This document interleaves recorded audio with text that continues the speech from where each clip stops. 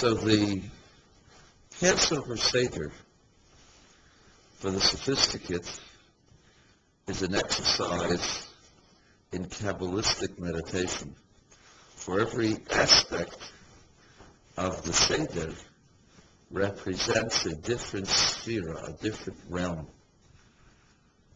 And so one may think that that's the way to go. I'll make a Kabbalistic Seder. I'll have only the intention of relating and connecting to the higher spheres and imagining those channels coming through me and being a receptacle for those particular energies.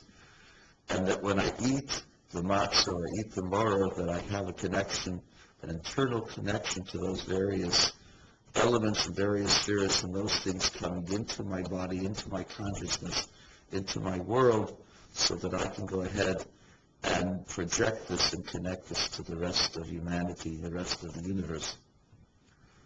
Now, while much can be said in defense of such a method, let me just tell you a story. There was once a great rabbi, and in the olden days, like all great rabbis, he was dirt poor, and he had no money for food, certainly no money for matzah. And his wife did all she could to put food on the table for themselves and for their children, for the husband struggled in whatever things he tried to do.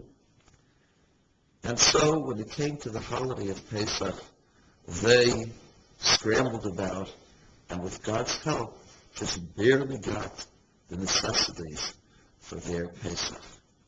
And because of the rush to clean house and to clean all the surfaces, to touch everything. Nowadays we have Pesach vessels, and we've got throwaway vessels. But in the olden days, they didn't have two sets of Pesach dishes and Pesach pots. They had to kosher everything. Everything had to be scrubbed and cleaned and fired and put into water and boiling water. And this took up all of their time.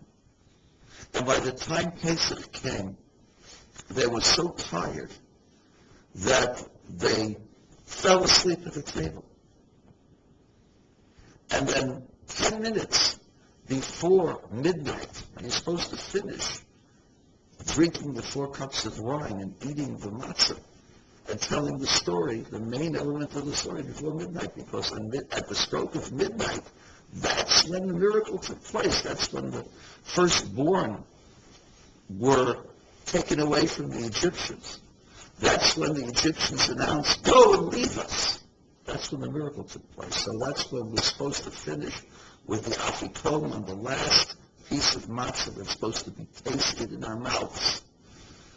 So he wakes up 10, 15 minutes before, and he realizes he hasn't done anything, and everything goes quickly, 1, 2, 3. He washes, and he